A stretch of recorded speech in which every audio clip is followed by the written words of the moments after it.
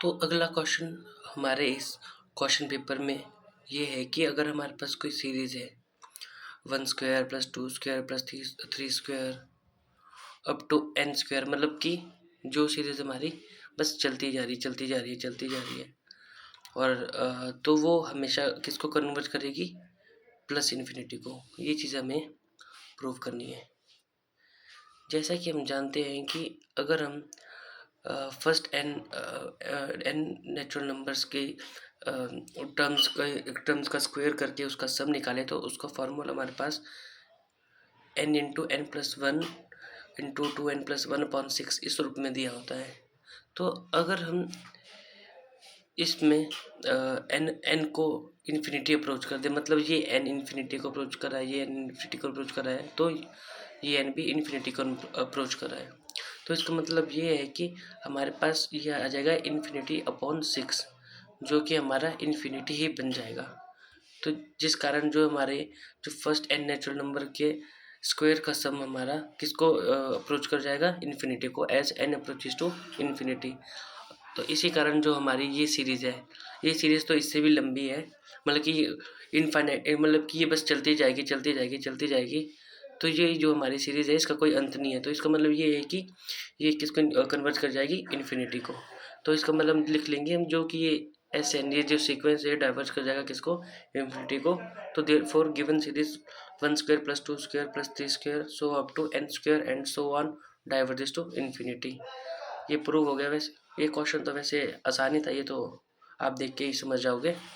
और जो next question है हमारा, उसमें हमें बताना है कि जो ये हमारी पावर सीरीज जो ये हमारी ये वाली टर्म हमारी इसमें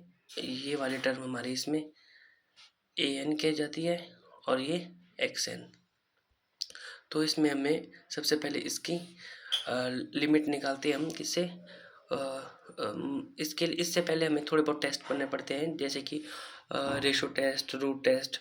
तो उसका हम कभी आने वाले लेक्चर सीरीज में हम अच्छे से उनके एक मेथड को और उनके एग्जांपल को अच्छे से कर लेंगे। तो इसमें हमने रूट टेस्ट लगाया है।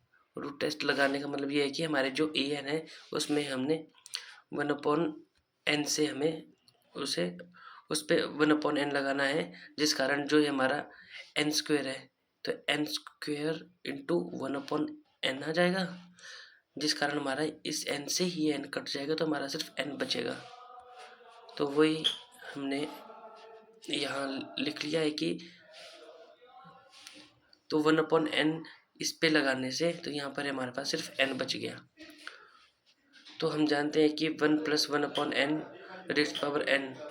ये एक स्टैंडर्ड रिजल्ट है और इसकी जो वैल्यू होती है वो हमारी e के बराबर होती है। तो हमने ये जब हम इस पे लिमिट लगाए, याद रखना कि ऐसे नहीं, पर जब हम इसमें लिमिट लगाए तो इसकी वैल्यू हमारी e के बराबर हो जाती है। तो ये हमारी लिमिट निकल गई। तो अच्छा, तो हमें निकालना है रेडियस ऑफ कन्वर्जेंस। तो रेडियस ऑफ कन्वर्जेंस होता है हमारा 1/ जो लिमिट हमने लगाई है इस पे an पे, और जो टेस्ट लगा के जो चीज़ हमारे पास आई है उसका हमने रेसिप्रोकल करना है। तो मतलब जो हमारा r है वो r जो है हमारा वो आ जाएगा 1/e, क्योंकि limit n approach to infinity जो हमारा सीक्वेंस an है इसकी वैल्यू हमारे पास e आई है। तो ये हमारा रेडियस ऑफ कन्वर्जेंस हो जाएगा। Thank you.